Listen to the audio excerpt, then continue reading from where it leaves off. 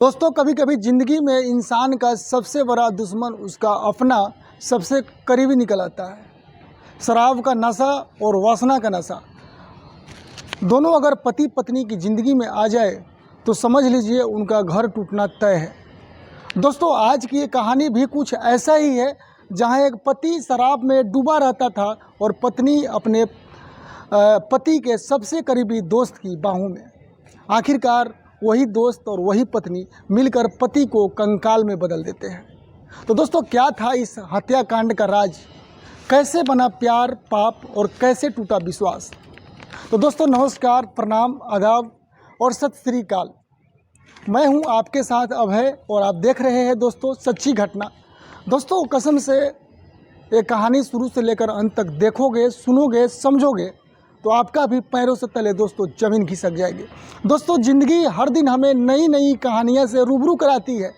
कुछ कहानियाँ हमें मुस्कुराने का मौका देती है, लेकिन कुछ इतनी दर्दनाक होती है ना कि दिल को छू जाती है। हमारे समाज में रोज़ कुछ न कुछ ऐसा होता है जो इंसानियत पर सवाल खड़ा कर देता है। कभी लालच, कभी नफ़रत, कभी शक, तो कभी पागलपन भरी मोहब्बत इंसान को उस रास्ते पर ले जाती है जहाँ से दोस्तों लौटना नामुमकिन हो जाती है। तो दोस्तों, आज की कहानी भी कुछ ऐसे ही है, तो कृपया आप लोग शुरू से लेकर अंत तक जरूर देखिएगा। दोस्तों, अभी आपको मैं ले चल रहा हूँ ग्वालियर का उस शहर का एक आम मोहल्ला में, जो 2025 सितंबर का महीना था और शाम ढल रही थी। मालती नाम की महिला, 30 साल की, गठीली सी बदन और चेहरे पर ऐसा आत्मविश्वास जिसे देखकर कोई कह नहीं सकता था कि वो भीतर से कितनी खाली और बेताब है। उसका पति जो था फेरन, लगभग 30-32 साल का, पेशे से वो मजदूर था, पर शराब का इतना बड़ा शौकीन कि दिन रात बोतल से ही चिपका रहता था। शराब ने उसकी कमाई छीन लिया, शराब ने उसकी सेहत बर्बाद कर दिया। यानी कि जो है शराब से उसको इतना प्रेम हो गया कि शराब ने ही उसकी बीवी की तन्हाई की तरफ धकेल दिया था दोस्तों। तो दोस्तों, आप लोग भी इस कहानी को सुन करके और कहानियाँ से रूबरू होना और मुझे ज़रूर बताना दोस्तों, वेट करेंगे।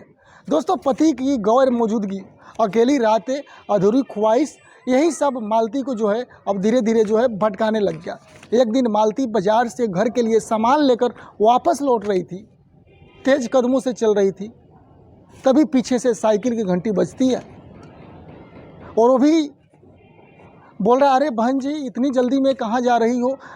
आवाज़ आता है राम अवतार की। राम अवतार जो था वो बंदा फेरन का जो है बचपन का दोस्त, लंबा गठीला औरत का जो रिझाना उससे सबसे अच्छा तरीक़ा से आता था।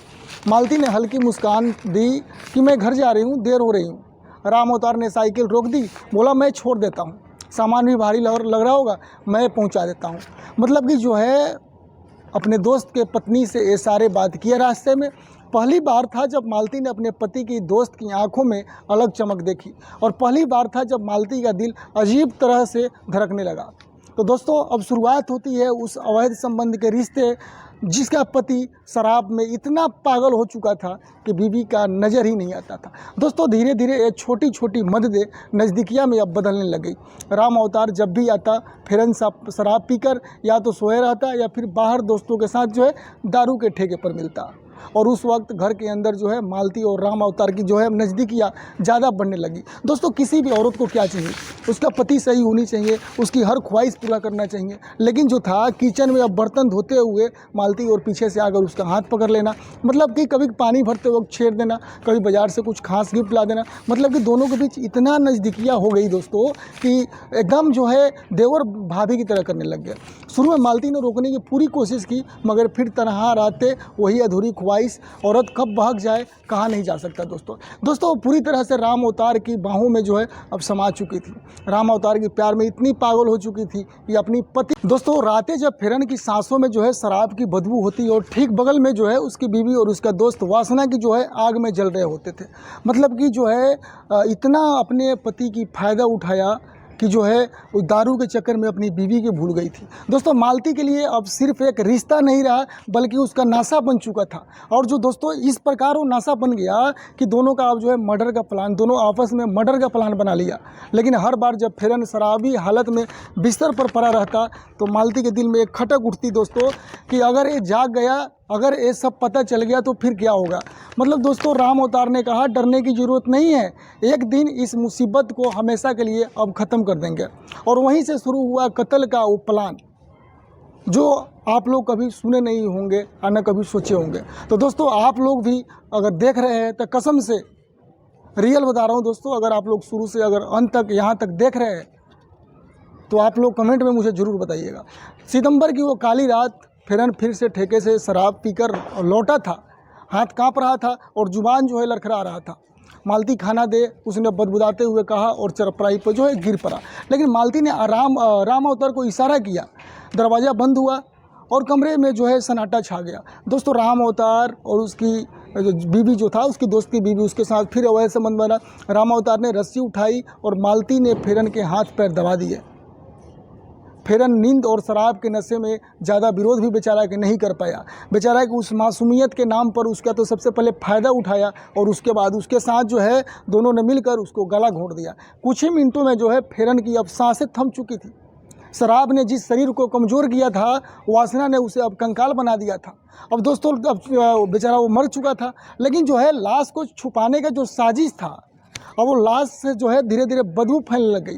राम अवतार और मालती ने मिलकर जो है 100 को बोरे में भरा और बाहर ले गए और पास ही एक सुनसान जो खेत है ना, वहाँ जाकर उसे दफना दिया। लेकिन दोस्तों अब कोई नहीं जान पाएगा, मतलब दोनों आपस में सोचा कि अब कोई नहीं जान पाएगा, अब ज़िंदगी हम दोनों ने चैन से गुजारेंगे। लेकिन दोस्तों कहते हैं ना, अपराध का सच देर सवेर सामने आता ही है।